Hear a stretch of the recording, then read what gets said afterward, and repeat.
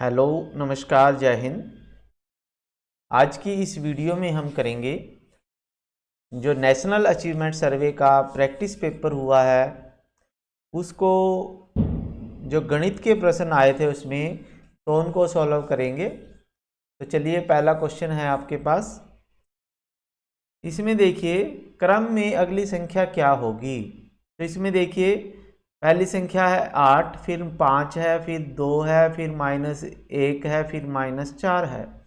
तो इनमें ये प्राकृतिक संख्याएं हैं। ये क्या है? पूर्णांक हैं। पूर्णांक हैं तो जब नंबर लाइन पे पूर्णांक को लिखते हैं तो उसमें से हमने 3 कम करते जाना है। तो जब हम -4 में से 3 और कम करेंगे तो -4 -3 करेंगे तो -7 आएगा। तो आपका आंसर 3 ये आ जाएगा, तीसरा ऑप्शन। ठीक है, फिर नेक्स्ट क्वेश्चन पे चलते हैं। किस घड़ी की सुइयों के बीच समकोण बन रहा है। तो ये बोल रहा है कि कौन सी घड़ी है जिसकी ये घड़ी है, ठीक है, या कौन सी घड़ी है जिसकी सुइयों के बीच में 90 डिग्री का कोण बन रहा है।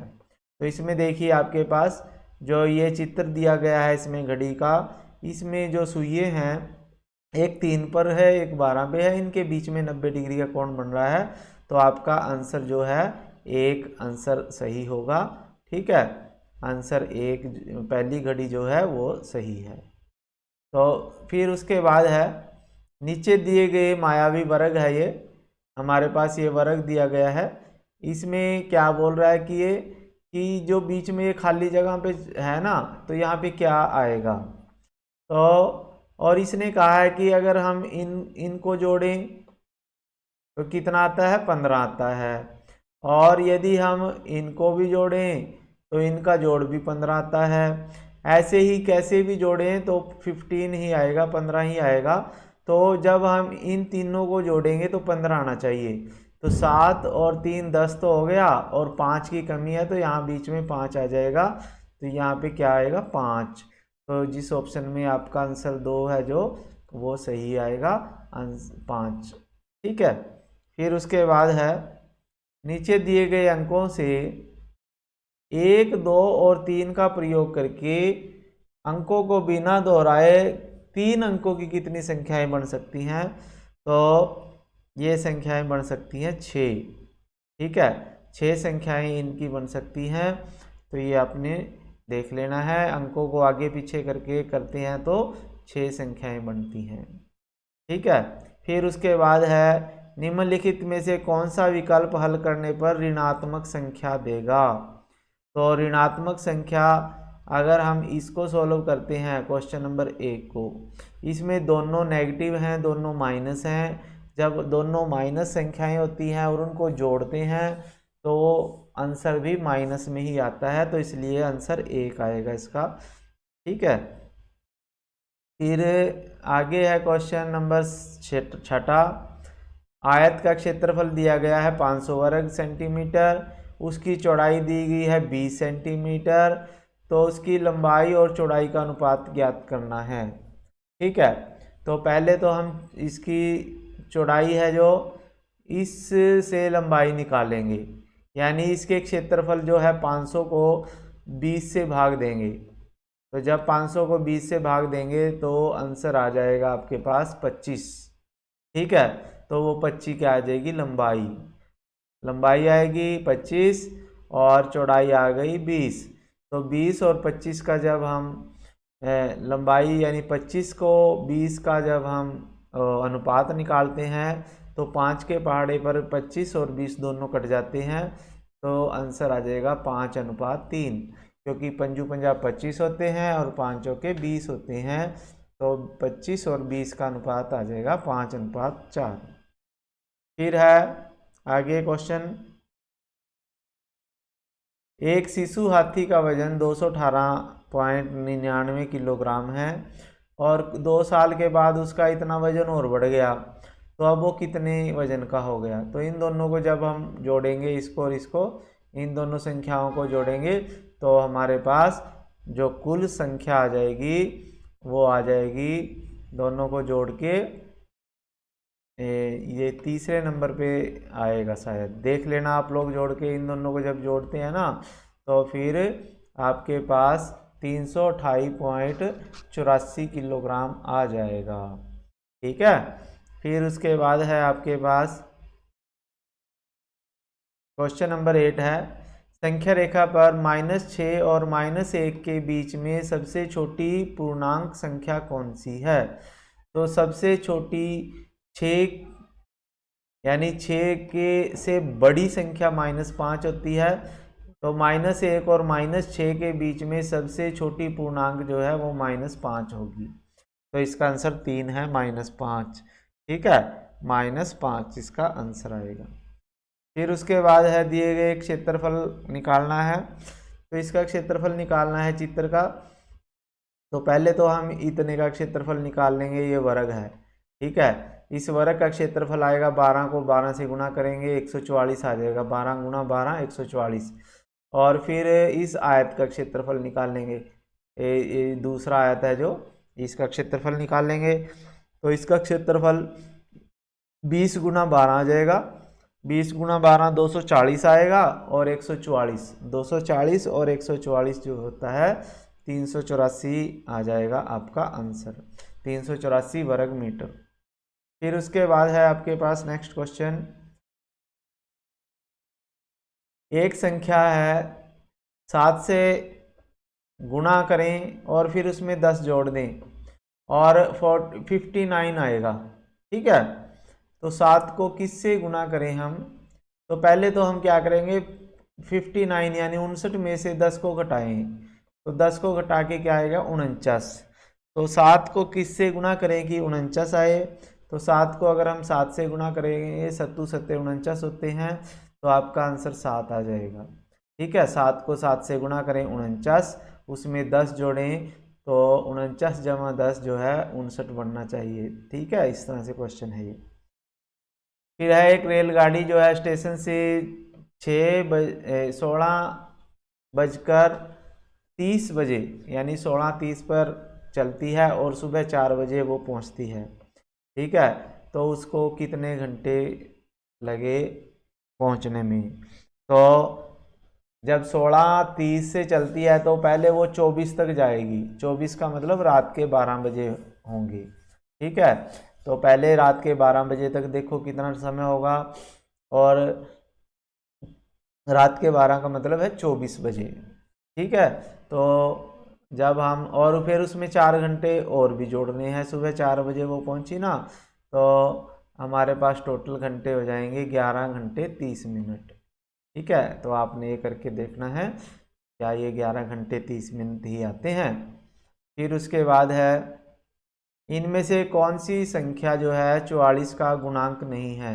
यानी ऐसी कौन सी संख्या है जो 40 जिस पे भाग ना हो? तो इनमें से 8 जो है वो 8 के पहाड़े में 44 नहीं आता, तो इसलिए 8 संख्या है, इसका गुणांक नहीं है, क्योंकि 22 से भी भाग हो जाता है 44, 11 से भी, 2 से भी, 8 से नहीं होता। फिर है एक बस जो है 60 किलोमीटर प्रति घंटे की रफ्तार से चल रही है और 2 घंटे 30 मिनट में वह कितनी दूरी तय करेगी? तो अब देखो, वो 60 किलोमीटर जाती है 1 घंटे में, 1 घंटे में कितने मिनट होते हैं? 60 मिनट। ठीक है, तो अब 60 किलोमीटर जाती है 60 मिनट में, और 1 किलोमीटर जाएगी 1 मिनट में। ठीक है, यानी 1 मिनट में वो 1 किलोमीटर चलती है। तो अब 2 घंटे 30 मिनट में कितने मिनट होते हैं? 2 घंटे में 60 मिनट हो गए, 60 और 60 120 हो गए, और 120 में 30 और जोड़ेंगे तो हमारे पास 150 मिनट हो जाएंगे। 100 अब 1 मिनट में 1 किलोमीटर जाती है, तो 150 मिनट में 150 किलोमीटर वो जाएगी, तो ये आपका आंसर आ जाएगा 150। फिर उसके बाद है अगला क्वेश्चन, क्वेश्चन नंबर 14 है। तो इसमें देखिए क्या है, तो ये आपको दिया गया है चित्र, इसमें 16 है, ये ऊपर ऊपर क्या है, ये 16। ठीक है, और यहाँ पे दिया गया है 2 को किससे गुना करें कि 16 आ जाए? तो 2 गुना 8 जो होते हैं 16 होते हैं, तो 8 आपका आंसर आ जाएगा। ठीक है, इसमें आपने 8 लिखना है। फिर उसके बाद है आपके पास अगला क्वेश्चन। तो अगला क्वेश्चन है आपके पास, त्रिभुज के दो कोण दिए गए हैं, एक है 45 डिग्री और एक 70 डिग्री, तो तीसरे कोण का माप क्या होगा? तो जब 45 और 70 को जोड़ेंगे तो 100 कितना आएगा? 115 आ जाएगा। तो तीसरे कोण का माप कितना आ जाएगा? 115 और जमा 65, 115 जमा 65 करें तो 180 बन जाता है, तो 65 डिग्री इसका आंसर आ जाएगा। ठीक है, आगे है क्वेश्चन नंबर 16। कौन से चित्र में 1/3 भाग दर्शाया गया है? तो 1/3 भाग किस में दर्शाया गया है? इसमें तो 1/2 है। इसमें देखो कितना है, इसमें कितने डिब्बे हैं सारे? इसमें सारे जो है 9 डब्बे हैं और 3 जो हैं काले डिब्बे हैं। तो 3/9 का मतलब होता है 1/3। तो यही आपका आंसर है 1/3। 3/9 का मतलब 1/3। फिर उसके बाद सही बॉक्स संख्या बॉक्स में भरें। तो इसमें क्या आएगा आपके पास आंसर? तो इसमें आंसर आपके पास आएगा जो यहाँ पे जो क्वेश्चन नंबर 3 है, ये यदि यहाँ -2/3 होगा तो ये आपका आंसर सही होगा, -2/3। फिर उसके बाद है दो परिमेय संख्याओं का जोड़ -3/7 है, और यदि उनमें से एक संख्या -5/8 है तो दूसरी संख्या क्या होगी? अब दोनों संख्याओं का जोड़ -3/7 है। कितना है? -3/7। तो जब -3/7 में से -5/8 को घटाएंगे तो हमारे पास हो जाएगा -3/7, और माइनस दोनों जमा हो जाते हैं, तो -3/7 जमा 5/8। तो जब हम इसको सोल्व करेंगे तो हमारे पास आंसर आ जाएगा 11/56, क्योंकि 7 और 8 का लघुत्तम 56 आ जाएगा। तो फिर आप सॉल्व करेंगे तो 11/56 आपका आंसर आएगा। फिर उसके बाद है नीचे दिए गए कथन में कौन सा विकल्प सही मेल खाता है? तो जब एक संख्या 5 से गुणा, ठीक है, किया जाए और 2 घटाया जाए, तो कोई संख्या है, सपोज करो x है या y है, तो y को 5 से गुणा करें तो 5y, उसमें 2 घटाएं तो -2। तो ये देखो 5y -2, यानी y को 5 से गुणा करें, उसमें से 2 घटाएं तो परिणाम 4 आता है, तो बराबर 4। तो आपका आंसर जो है चौथा सही है। ठीक है, फिर उसके बाद क्वेश्चन नंबर 20 पे जाते हैं। एक कक्षा में 42 छात्र हैं और लड़कों की संख्या लड़कियों की तुलना में 2/5 गुना है। तो कक्षा में लड़कियों की संख्या कितनी होगी? तो यदि हम इनमें से देखें ऑप्शन में से, तो लड़कियों की संख्या अगर हम 30 मान लेते हैं, क्या मान लेते हैं? 30। ठीक है, 30 को जब 2/5 से गुणा करें तो 30 गुणा 2/5 करके काटें तो आपके पास 12 लड़के आते हैं। ठीक है, लड़कों की संख्या 12 आ जाएगी, लड़कियों की 30 है, तो 12 और 30 जो है टोटल 42 आ जाएंगे। तो इसका आंसर आपका 30 आ जाएगा। लड़कियों की संख्या कितनी है? 30। फिर है 3 लगातार विषम संख्याओं का जोड़ 51 है। ठीक है, तो सबसे छोटी संख्या कौन सी है? तो विषम संख्याएं हैं ये। तो जब इस तरह का क्वेश्चन आए कि 3 लगातार विषम संख्याओं का जोड़ 51 है, तो 3 है, तो हम क्या करेंगे? 51 को 3 से भाग देंगे तो 17 आ जाएगा। ठीक है, तो 17 से 2 कम, तो 3 जो संख्याएं होंगी वो एक तो 17 से 2 कम होगी, एक 17 से 2 ज़्यादा होगी। तो हमने छोटे वाली लेनी है, छोटी पूछा है ना, सबसे छोटी संख्या। तो 17 से 2 कम जो है 15 है, तो आपके पास 15 आंसर आ जाएगा। फिर उसके बाद है 3x माइनस 3 बराबर 4 गुणा में 2x जमा 2 जमा 2। तो ये क्वेश्चन है, इसको सॉल्व करना है। तो हम पहले क्या करेंगे, 3 को x से गुणा करेंगे तो 3x आएगा, फिर 3 को 3 से गुणा करेंगे -9 आ जाएगा। ठीक है, फिर राइट हैंड साइड में करते हैं, 4 गुणा 2x 8x और 4 गुणा 1 4। ठीक है, तो 4 और 2 6 और ये माइनस के 9 हो जाएंगे, इधर जाके +9 15 हो जाएंगे, और इधर 3x और माइनस, तो इसमें देखिए 3 को x से गुणा किया 3x, और 3 को 3 से गुणा किया 3 गुणा 3। ठीक है, फिर 4 को 2 से x से, और 4 को 1 से 4 आ जाएगा, फिर 2 आ जाएगा। ठीक है, तो इसमें 3x है और 4 दूनी 8x है, तो x को हम एक तरफ कर लेते हैं, 3x ये ऐसे ही लिख दिया, 4 गुणा 2 8x, इधर का जमा का था तो बराबर से इधर आके -8x हो गया, और इधर 4 जमा 2 6, और 3 गुणा 3 9 होते हैं, माइनस के 9 थे तो बराबर से उधर जाके प्लस के 9 हो गई। ठीक है, फिर जमा के 3x हैं, माइनस के 8x हैं, तो ये आ जाएंगे माइनस के 5x। 8 में से 3 को घटाएंगे 5 और माइनस के 5x, और 6 और 9 15। फिर हम x का मान निकालेंगे, तो -5x यहाँ गुणा में है तो इधर ले जाएंगे तो भाग हो जाएंगे, तो 15 को -5 से जब भाग देते हैं तो -3 आता है, तो x का मान जो है -3 आएगा। तो आपके पास जो ऑप्शन नंबर 4 है वो आंसर होगा -3। आगे है आपके पास 23वां क्वेश्चन। इन एक सम पंचभुज है, इसकी 5 भुजाएं होती हैं, इसके बाहरी कोण का माप क्या है। तो इसमें देखिए, जो पंचभुज होती है या कोई भी बहुभुज होती है, उसके बाह्य कोणों का योगफल 360 डिग्री होता है।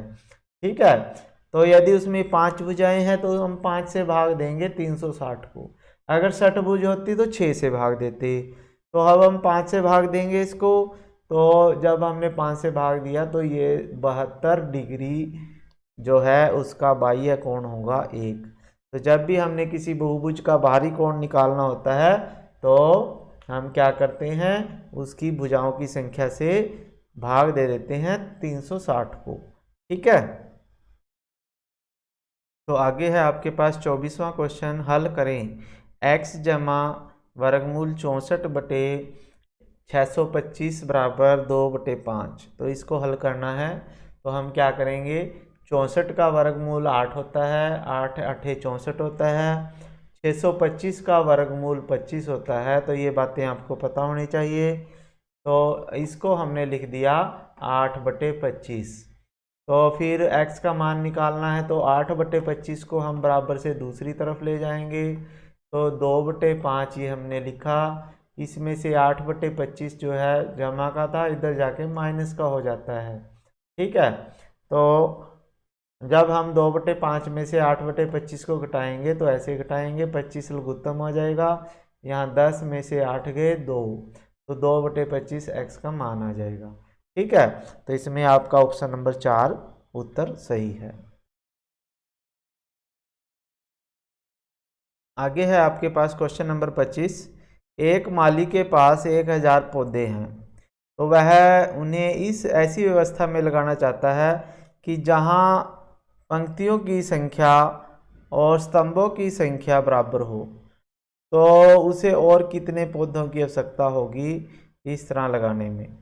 ठीक है, तो वो कहता है कि इस तरह पौधे लगाने में उसे और कितने पौधों की आवश्यकता होगी। तो इसके लिए क्या होगा, तो हम क्या करेंगे, 1000 का जो है वर्गमूल निकाल लेते हैं। तो वर्गमूल जब निकालते हैं तो वर्गमूल इसका 31 पॉइंट कुछ आता है, तो 31 से अधिक कर लेना है हमने 32, तो यानी 31 आना चाहिए था लेकिन 32 कर दिया, तो जब हम 32 का वर्गमूल निकालते हैं तो हमें 24 की आवश्यकता और होती है, क्योंकि 124 हो जाता है और 100 में 124 में से जब 100 को घटाएंगे तो 24, यानी 24 पौधों की आवश्यकता उसे और होगी। तो इसमें आंसर आपके पास तीसरा आ जाएगा 24। फिर उसके बाद है आपके पास नेक्स्ट क्वेश्चन 26वां क्वेश्चन है जो, इसमें ये कहता है कि 12 फुटबॉल के खिलाड़ी हैं तो उनका वजन है ये, तो इन आंकड़ों के हिसाब से माध्यक क्या है, तो इनका माध्यक क्या है। तो इसमें सबसे पहले हम क्या करेंगे, इनको आरोही क्रम में लिखेंगे, ठीक है, बढ़ते क्रम में। तो इसमें हम माध्यक निकालना है, तो हमने क्या किया, इन आंकड़ों को बढ़ते क्रम में लिखेंगे पहले, जैसे सबसे छोटा फिर उससे बड़ा फिर उससे बड़ा। अब 41 दो थे तो 2 बार लिख दिया, फिर 46 47 49 55 56 57 59 68। तो इस तरह से हमने बढ़ते क्रम में इनको लिख लिया। फिर हम देखेंगे कि इनके बीच वाली संख्याएं कौन सी हैं। तो जैसे 1 2 3 4 5 हमने इधर छोड़ दिए, 1 2 3 4 5 पीछे से छोड़ दी, तो बीच में 2 संख्याएं हमें ली हैं 47 और 49। तो इन दोनों को जोड़ेंगे, उसको 2 से भाग देंगे, तो 47 और 49 को जोड़ के 96 आया, उसको 2 से भाग दिया तो 48 आपका आंसर आ जाएगा। तो इसमें ऑप्शन 3 आपका आंसर है। फिर क्वेश्चन नंबर 27 है, तो इसको देखिए क्वेश्चन नंबर 27 को, इसमें कह रहा है कि 27 क्वेश्चन है, इसमें है कोई संख्या है A48, यानी ये संख्या है A, कोई एक अंक है तो वो 9 से भाज्य होना चाहिए। तो A की जगह हम क्या लिखें कि वो 9 से भाज्य ये संख्या बन जाए, पूरी 3 अंकों की संख्या बन जाए, ठीक है। तो यदि हम A की जगह 6 लिख दें, क्या लिखें 6, तो 6 4 और 8, जब हम इन तीनों को जोड़ते हैं 6 जमा 4 10 और 8 18, तो जो 18 होता है वो 9 से भाग हो जाता है, ठीक है। तो हम ऐसी संख्या लिखेंगे जिससे जोड़ के 9 से भाग हो जाए, तो ये 6 आपका आंसर आ जाएगा।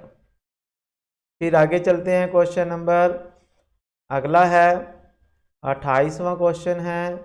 इसमें क्या है, इसमें ये ग्राफ दिया गया है, ठीक है, ग्राफ दिया गया है इसमें, और वो बोल रहा है कि इसमें कक्षा में छात्र हैं ये किसी स्कूल में। तो जैसे ये क्या किया इन्होंने, पहली कक्षा में 45 बच्चे हैं, उनमें से 30 बच्चे आए किसी दिन, ठीक है, सोमवार को, और दूसरी कक्षा में 50 में से 45 आए, तीसरी में 30 में से 25, फिर 21 में से 14, 49 में से 42 बच्चे आए और 60 में से 45 बच्चे आए छठी कक्षा में। तो पहले तो ये पूछ रहा है कि इसमें टोटल कितने बच्चे हैं, तो आपने क्या करना है, इनको जोड़ना है 45 जमा 50 जमा 30 जमा 21 जमा 49 और जमा 60। तो जब इनको सबको जोड़ते हैं तो आपके पास 255 आंसर आ जाएगा, तो 255 इसका आंसर है। फिर क्वेश्चन नंबर अगला है, कौन सी कक्षा में 75% छात्र आए। तो जब आप 75% छात्र देखते हो तो जो कक्षा है आपके पास छठी, तो छठी कक्षा में देखो 60 में से 45 बच्चे आए, तो 60 का जब 75% निकालते हैं तो वो 45 होता है, तो कक्षा छठी इसका आंसर आ जाएगा, क्वेश्चन नंबर 29 का कक्षा 6। फिर है कक्षाओं में औसत छात्रों, उपस्थित छात्रों की औसत क्या है। तो उपस्थित छात्र जो हैं, जैसे ये है 30 45, इन सब को जोड़ेंगे 25, जो बच्चे आए हुए हैं ना उनको जोड़ देंगे और 6 से भाग देंगे, तो आपके पास जो आंसर होगा वो आपके पास आ जाएगा, जब इन सब को जोड़ेंगे तो 33.5 आपका आंसर आ जाएगा 30 क्वेश्चन का। ठीक है बच्चों, तो ये सभी क्वेश्चन हो गए हैं। यदि आपको ये वीडियो अच्छी लगी तो आप इसे लाइक कीजिए। चैनल को सब्सक्राइब कर लीजिए यदि नहीं किया, और घंटी के बटन को दबाइए और अपने दोस्तों को भी इसे शेयर कीजिए। ठीक है बच्चों, फिर मिलेंगे नई वीडियो के साथ, तब तक के लिए आपको जय हिंद।